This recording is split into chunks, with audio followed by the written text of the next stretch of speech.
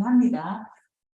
우리가 이제 실천교사 논평에서 이렇게 말씀하셨죠. 검은 점이 시대의 벽화를 그리고 있다. 이 표현이 너무 멋지다 생각을 했는데 그동안 저희가 했었던 이제 저 역시도 하나의 검은 점으로 참여해서 해왔던 노구들입니다. 그리고 공교육 멈춤의 날 가장 큰 배경이 되어주신 이주호 장관님의 이제 그 동원령 그리고 그 동원령으로 인하여 직권남용으로 고발까지 되시고 이 바로가 안 넘어가요. 네. 그 교사들이 대항한 거는 사실 저는 이렇게 조금 유머와 위트로 가는 게 또 새로운 시대의 모습인 것 같아요. 사실 전에는 굉장히 20년 전만 되게 절규하고 막 굉장히 진지 모드에다가 나 지금 너무 힘들어 차라리 정직을 줘 막 이런 것들까지 사실은 같이 있었던 부분이고요. 그렇게 해서 9월 4일 날 우리는 잠시 멈추었고 교육사법 개정이라는 일정 정도의 성과를 거뒀지만 사실 저희가 진짜 물어보고 싶은 거는 87년 6월 항쟁 민주화 이후 학교는 어떻게 지금과 같은 상황이 되었느냐라는 부분에 대한 질문 없이는 이 문제의 근원이 보이지 않는다라고 생각을 해서 좀 말씀드립니다. 첫 번째, 학교에 온갖 정책 사업들이 들어왔고요. 그러면서 사실 학교 급식을 필두로 방과 후 돌봄 비롯하여서 온갖 것들이 들어오면서 학교는 비정규직을 양산하는 공공기관이 되었고 이것이 학교 안에 내부 쟁투의 과정들을 만들어놨습니다. 두 번째는 똑같이 온갖 사회적 요구가 학교로 들어오면서 법령에 따라서 저희가 필수적으로 해야 되는 생명종교 학폭 예방부터 해가지고 인터넷 이용 교육 온갖 것들이 다 들어오게 되고 우리는 매일 그 연수를 받느라고 너무 힘들죠. 똑같은 것들을 매년. 그리고 그걸로 인한 사업들이 있죠. 법으로 강제하기 때문에 그 사업. 그래서 사실은 이건 선생님들이면 다 아는 내용이기 때문에 제목만 말하고 넘어가겠습니다. 그러나 가장 중요한 핵심에는 국회가 있었던 거예요. 예. 국민들이 원한다는 이유로 학교에 몰아넣었고 학교는 정책의 쓰레기통이 되어 왔다. 그 과정에서 교사들은 계속 이건 아닌데 하면서 나이스가 처음 도입됐을 때 나이스 담당 교사들의 자살이나 과로로 인한 사고 방과 후가 들어왔을 때 그때마다 이런 일들이 있었지만 이게 2023년 7월을 기점으로 폭발을 했다라고 볼 수밖에 없다. 그래서 지금 학교의 현실은 뭐냐? 공정, 정량평가, 그거에 따라 기피학년도 배치하고 성과급도 주고 그러니까 받은 만큼만 일할 거야가 더 많이 받으니까 더 많이 일해 하는 식의 논리로 가게 되면서 결국에는 담임 교체가 있었던 시기에서 아동학대 신고로 넘어가게 됐다라는 부분들이고요. 저는 또 그 근원 중에 하나가 학교폭력 예방법의 문제도 있다고 생각을 하고 있어요. 2011년 대구 중학생 사망 사건 이후로 학폭법 개정이 일어났는데 학교 내에서 학교 내외에서 학생 간 일어났던 것을 학교 내에서 학생을 대상으로 하는 모든 폭력을 학교폭력이라고 하니까 사실은 지금은 아동학대 신고가 조금 제동이 걸릴 것 같으니까 교사를 학교폭력으로 신고할 수도 있게 되는 거예요. 가해자. 학생을 대상으로 한 모든 폭력이기 때문에 거의 모든 폭력이기 때문에 그래서 이제 뭐 이 어려움들은 선생님들이 이미 다 아시기 때문에 꺼진 건가요? 제가 굳이 말씀을 안 드려도 될 것 같고요. 그래서 저는 일단은 학교 폭력 프레임 자체가 우리가 학교가 폭력을 조장하냐, 학교 안에서 일어나는 폭력이냐, 학교가 학교 폭력을 하라고 가르치냐. 그러니까 학교 폭력이라는 명칭 자체가 사실은 학교를 굉장히 부정적인 공간으로 프레임을 씌우고 있다. 그런데 저희가 뭐 프랑스나 영국의 사례를 봐도 그냥 불링, 학교 안에서 학생 간의 다툼이나 뭐 따돌림이나 괴롭힘을 하지 이걸 학교 폭력이라고 명명하는 나라는 없다라는 부분들이고요. 생기부 지침이 2012년 개정 때예요. 현재 이주호 장관님이 계실 때 개정되면서 사실 가해 학생에 대해서 기록을 하게 되면서 우리가 알고 있듯이 2011년까지 학폭 가해자 학교폭력법은 2004년부터 시행이 됐습니다. 2011년 0건이었던 학폭 가해자에 의한 행정심판이 2019년 거의 900건 가까이로 치솟게 됩니다. 그렇다면 이게 이제 엄벌 주는 거잖아요. 엄하게 처벌해가지고. 근데 우리 선생님 다 아실 거예요. 실제로 생기부가 필요한 아이들은 저렇게 하지만 그렇지 않은 아이들은 생기부 기재에 대해서 신경 쓰지 않는다. 그래서 이런 조치가 그럼 학폭을 줄였냐라는 거예요. 학폭 심의 건수는 2014년 17,700건에서 31,000건으로 올라갑니다. 학폭 신고를 줄이지도 못하고 있는 법안이고 학교는 이로 인한 소송과 쟁투의 현장이 되고 있는 거죠. 그렇죠? 그리고 이제 아동복지법, 아동학대 처벌법도 마찬가지죠. 이제 요 학폭 신고의 과정에서 우리 아이가 학폭 가해자가 되면 뭔가 꼬투리를 잡아야 되기 때문에 사실은 교사가 아동학대로 신고된다거나 서로 쌍방으로 학교폭력 신고를 한다거나 이런 일들을 너무나 잘 알고 계시기 때문에 제가 이제 따로 말씀 안 드려도 될 것 같고 사실 우리는 아동학대 신고 의무자 교육을 받고 매년 신고를 해야 된다는 걸 봤지만 우리가 아동학대 행위자로 신고가 될 거라는 건 생각하지도 못했으나 이미 이제 2015-16년부터 이런 일들이 벌어지게 된 거죠. 아동학대 처벌법이 2014년부터 이제 만들어진 법이어가지고요. 그거 관련돼서 제가 이제 2024년 1월 14일 날 제가 이제 시청교육 교사 모임 대표로 교육부에 아동학대 매뉴얼 2023년 개정판을 협의하는 자리에 갔었어요. 그때 자료에서 제가 이제 캡처한 겁니다. 이때 당시에 그 최근에 PD수첩에서 보고되셨던 그 부산 경남 쪽에 병가 중에 사망하신 선생님을 담당하셨던 장학관님도 오셨어요. 왜 교사들이 억울한데 무고에 의한 신고일 수도 있는데 교사는 자기 입장을 한 번도 대변할 기회를 주지 않고 처리가 되느냐.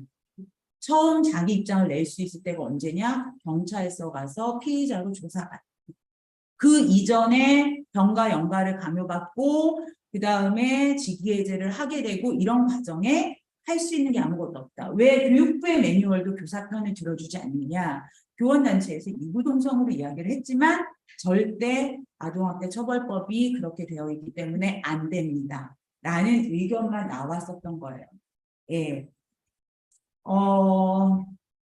교육공무원법에 비해 정도가 중대할 경우만 직위해제라고 하는데 그러니까 직위해제라는 것은 이제 징계한 양식으로 직위해제가 나오기도 하지만 사실은 교사들이 직위해제를 받아들이는 부분은 그냥 담임에서 분리야 학생들하고 분리야 이거 자체가 거의 직위해제의 느낌으로 오는 거죠. 그리고 내가 써야 할 나의 고유한 휴가를 병가든 연가든 써서 분리시키고 이 교사를 어디에 갈 곳이 없게 만드는 거야. 그러니까 제 친구 중에 한 명이 그렇게 해서 배제가 됐어요. 담임 배제가 됐는데 며칠은 학교에 나가서 꿋꿋하게 왜 내가 잘못한 게 아니기 때문에 그런데 학교에 갈 곳이 없는 거예요.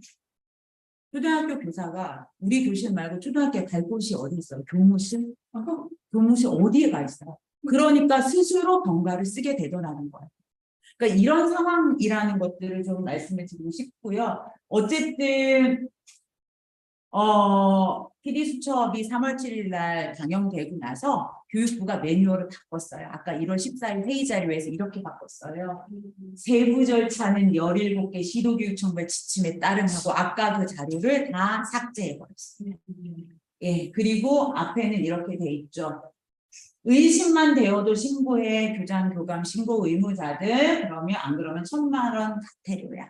네, 이 상황에 있어서 역사적 맥락이 있어요. 아동학대 사례판정위원회에 대해서 2014년에 이제 아동학대 처벌법이 제정됐어요. 2021년까지 9,910명이 아동학대 행위자로 등록되어 있어요. 그러니까 사법부에 가서 판결을 받는 것과 아동학대 행위자로 등록되는 건 지금 이원화돼서 따로 되고 있는 상황입니다. 예, 그래서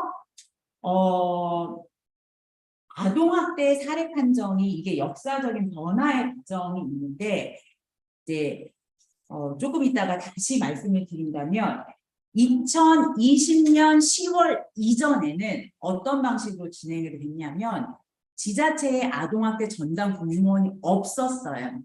그리고 대부분 왜냐하면 돈이 드니까 없었고 지역의 아동보호 전문기관을 위탁했어요. 그래서 대전 선생님 사망 사건에서 아보전이라고 세이브 더 칠드런 뭐 이렇게 언급이 되고 있는 이유가 2020년 10월 이전에 신고가 들어간 거기 때문이에요. 그래서 2020년 10월 이전과 이후를 나누어서 봐야 됩니다. 2020년 10월에 뭐가 바뀌었냐? 이런 상황 때문에 이제 정교조가 2019년에 보건복지부 장관을 상대로 국가인권위원회에 진정서를 제출했어요. 그 내용이 뭐냐? 아동보호 전문기관이라고 아보전이라고 지자체에서 위탁한 데 보니까 다 직원 1명, 2명이 굉장히 영세한 곳들인데 위탁하면서 이 사람들이 학교에 가서 조사하고 아동학대인지 아닌지를 판정을 하는 거예요. 그런데 이 아보전은 아동의 복지를 우선해 줬기 때문에 학교에 대한 이해나 이런 게 너무 낮고 굉장히 높은 비율로 아동학대 판정을 해왔었던 겁니다. 대전 사례처럼. 그런데 아동학대 행위자로 그래서 아보전이 등록을 하고요. 아동학대 행위자 등록 시스템이 있었던 거예요. 그래서 아동학대 행위자로 등록이 되면 내가 등록됐다. 나는 등록됐다라는 거 알려주지도 않아. 근데 내가 뭔가를 하려고 봤더니 취업 제한에 걸렸는데 거기에 등록이 돼 있어. 사안의 경중도 가르지 않고 10년 동안 취업 제한을 하게 되었던 게 법이에요. 그래서 정교조가 이거를 개인정보를 그렇게 등록해놓고 기한에 정함도 없이 10년 지나면 삭제해주는 것도 아닌 거예요. 보관하면서 관계기관이 요청하면 왜 아동학대 뭐 이제 우리가 강사를 나가거나 뭘 할 때 다 하잖아요. 성범죄 아동학대. 거기에는 제공을 해요. 그 사람들한테 요구하면. 그리고 당사자는 내가 거기에 등록돼 있는지 모르는 거예요. 이게 2020년 10월 이전의 상황이었고 그거에 대해서 정교조가 인권위에 진정을 함으로 인해서 이게 됩니다. 어떻게 바뀌냐? 아동학대 조사 공공화 사업을 하게 돼요. 인권위가 보건복지부 장관에게 명령을 했어요. 그래서 이거 아보전에 위탁하지 마. 아동학대 전담 공무원을 시군구마다 둬. 그래서 아동학대 전담 공무원이 판정해. 언제부터? 2020년 10월부터요. 그리고 아동학대 정보 시스템을 폐지하고 보건복지부 장관이 이 시스템을 관리하게 되어 있고요. 지금은 10년 취합제가 일괄로 되던 것을 이제 형사소송으로 진행되게 되면은 최종심에서 판사가 뭐 취업제한 2년, 3년 이렇게 하게 바뀌었다라는 거예요. 그래서 지금 아보전 때문에 사례판정위원회를 계속 주장을 하시는데 지금은 그렇지가 않다. 그래서 아보전이 아동학대 사례 판정을 하는 게 아니라 지금은 뭐만 하고 있냐. 피해 아동을 보호하고 치료하고 관리하는 업무만 담당한다. 사례 판정은 지자체마다 있는 아동학대 전담 공무원이 한다. 전담 공무원이 너무 명확하면 혐의 있음 하지만 아니면 자기가 애매하다라고 하면 지자체의 아동학대 사례판정위원회가 별도로 또 있어요. 거기에 심의하는 거예요. 그러니까 우리가 학폭을 할 때 모든 걸 학폭위로 가지 않잖아요. 심의로 안 가잖아요. 너무 분명한 건 하거나 간편하게 정결하는데 지금 그렇게 가고 있고 그 지자체의 사례판정위원회는 현직 교사도 위원 중에 한 명으로 들어가게 되어 있어요. 지금 현재도.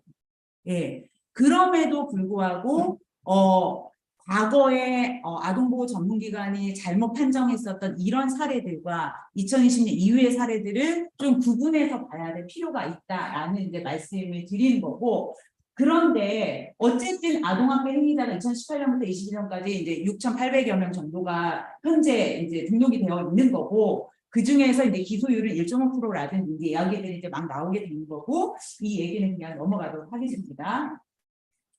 그래서 지금 현재 나타나고 있는 게 뭐냐. 초등교사 의원 면직률이 10년 전에 0.023에서 0.263으로 거의 10배 넘게 증가했죠. 이게 드러나고 있는 현상이에요.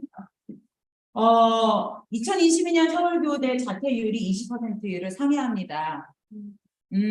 입학 정원이 396명인데 83명이 자퇴하고 있어요. 교대를 가는 사람들은 대체로 교사가 되고 싶어서 가지 성적이 높은데 교사 안 되고 싶은데 억지로 가는 교사들 없어요. 그런데 왜 자기를 이렇게 많이 하게 되는 건가 묻게 되는 거고요.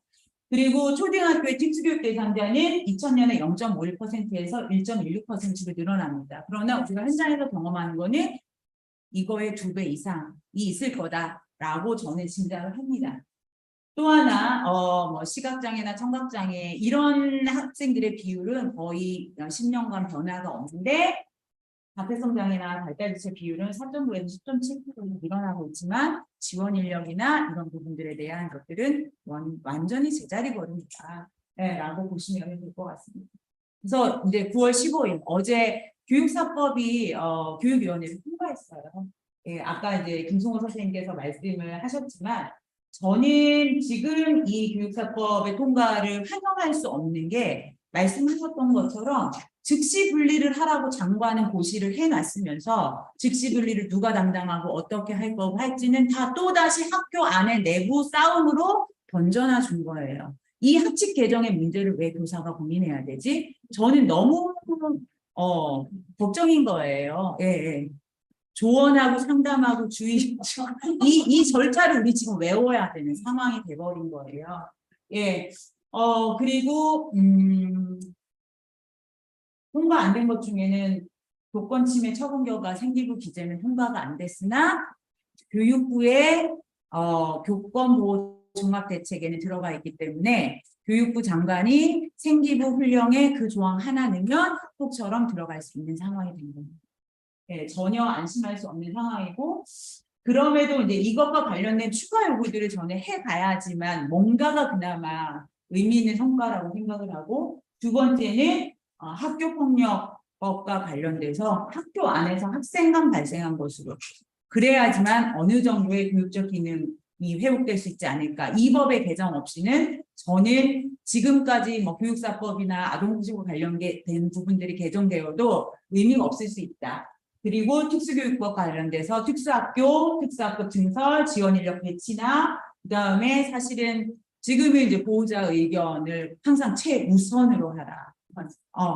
그러니까 뭐 직전 교육기관에서 이 아이는 특수반 배치해야 되지 완전 통합은 어렵습니다라는 의견이 와도 보호자가 완전 통합 원하면 어떤 지원 인력 없이 완전 통합으로 결정해버린 이게 아니라 전문기관에 그 지원이 어떤 방식으로 이루어져야 할지에 대한 강력한 권고를 할 수 있도록 저는 법이 개정돼야 된다고 생각을 합니다.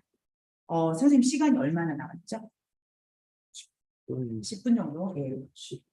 이 사례가 전 너무 중요할 것 같아서 말씀드릴게요. 저희가 지난 여름에 다른 나라에서는 수업방해 행동에 대해서 어떻게 하고 있는지 그 세계 여러 나라의 교육이라는 프로그램을 통해서 영국과 프랑스의 사례를 들을 수 있었어요. 프랑스에서 한국어 교사를 하고 계시는 노선주 선생님이 말씀하신 게 중학교 학생이 장애 학생인데 한국어 수업을 선택 과목으로 신청을 했다는 거예요. 그랬더니 우리는 그냥 신청하면 다 받아주잖아요. 그랬는데 교장 선생님 면담을 하자라고 해서 이런 장애 학생이 신청을 했는데 수업을 받을 수 있겠냐, 수업을 들어도 된다고 생각하냐라고 의견을 먼저 묻더라는 거예요. 그래서 제가 특수교육의 전문가는 아니고 한국어 교육의 전문가지만 지원 인력이 붙고 이런다면 한번 해보겠습니다 라고 했더니 지원책은 상시 모든 수업 시간에 그 아이를 지원해줄 전담 인력이 따로 있고 이 아이가 수업방해 행동이 너무 심하거나 있으면은 밖에 대기 중인 사람 그 인력과 함께 분리를 시키고 그들이 그 프로토콜에 맞게 진행을 할 거다라고 해서 수업에 들어왔어요. 이제 한 학기가 끝나고 나서 또 이제 교장 선생님하고 면담을 하는 과정에서 수업이 어땠냐, 이 학생이 이 학기에 또 신청을 한다면 받아줄 수 있느냐라고 했는데 이 선생님께서 뭐 몇 번의 그런 상황들이 있었고 교실 밖으로 분리가 되고 이런 것들이 있었지만 학생이 원한다면 나는 받아줄 수 있다라고 말씀하셨다는 거예요. 그런데 최종 결정은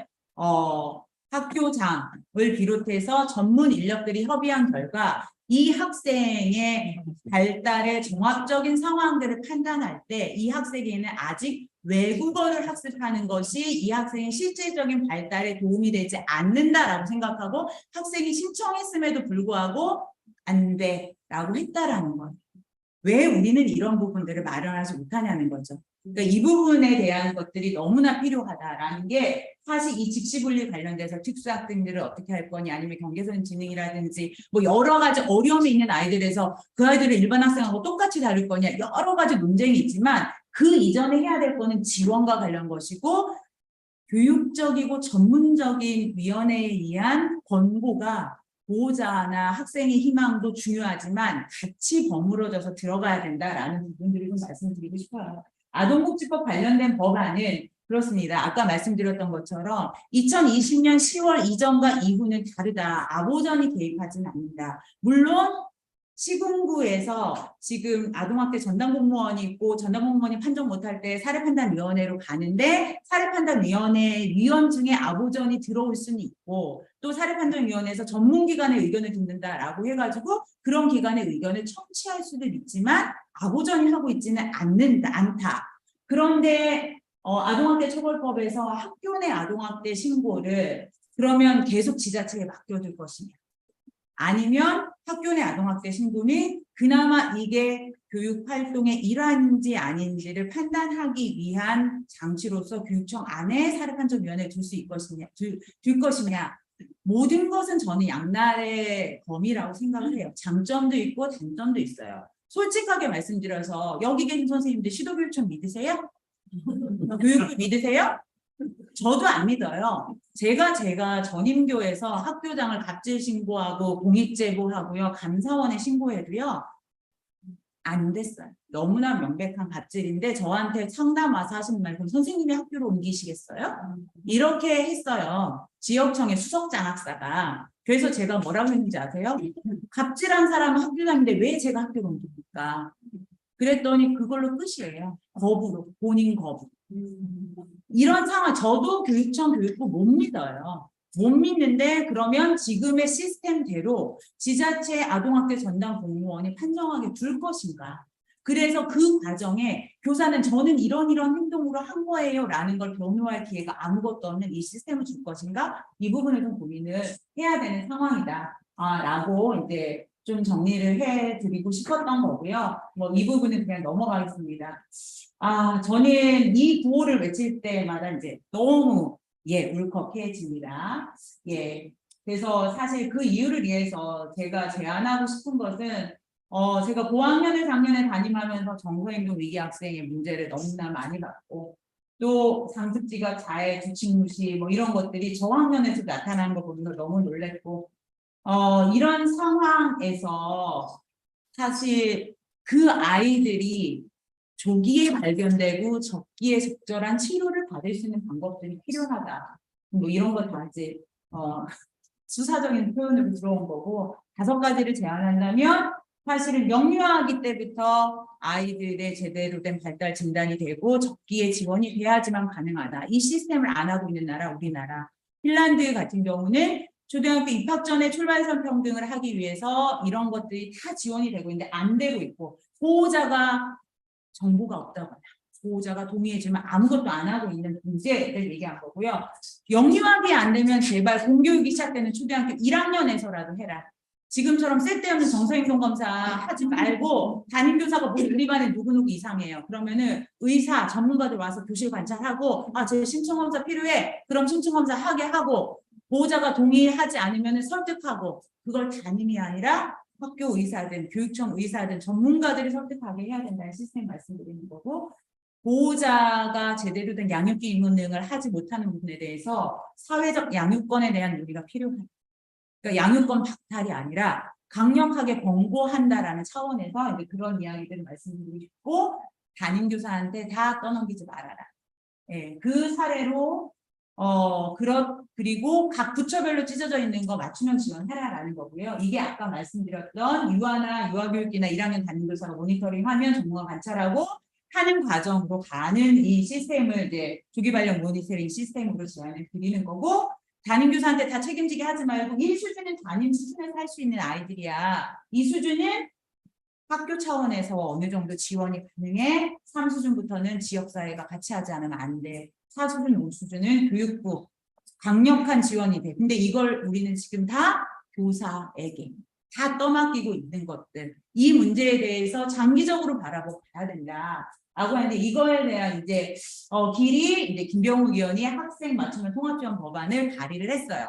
그러나 이 문제는 절대 교육부만이 해결하는 게 아니에요. 보건복지부, 여성가족부, 법무부처가 협동해서 해야 되는데 교육부로 제안해서 법안을 했기 때문에 이 법안에 대한 다른 재정법들이 나와야 된다고 생각을 하고요. 광특구의원실에서 정상인도 위기학생 이 발의 준비 중인 걸로 아는데 이런 부분들에 대한 것도 사실은 논의를 같이 해야 된다. 그래서 결과적으로 얘기하는 건 한 존재의 삶을 중심에 두고 교육청하고 지역사회가 할 수 있는 것과 그 다음에 교육부와 국가교육위원회가 해야 되는 것, 그리고 교사와 학생이 학교가 그 수준에서 할 수 있는 바운더리, 그리고 국가사회가 전면적인 지원을 할 수 있는 이런 시스템으로 바뀌어야 된다. 지금 정부 부처가 자기들끼리 프로그램 만들고 아래로 계속 내려와서 정보가 있는 사람들은 얼마든지 활용하고 그렇지 못한 사람들은 활용 못하고 정보를 줘도 보호자가 동의하지 않으면 아무것도 하지 못하고 이런 시스템을 바꾸지 않으면 안 된다. 그럼 이 방향으로 가야 되는데 지금 왜 우리는 사례판정위원회를 가지고 우리 내부에서 이렇게 쟁투를 또 벌이고 있는가라는 부분에 대해서 너무나 고민이 많은 상황입니다. 예, 여기까지 말씀드리고 마칠게요.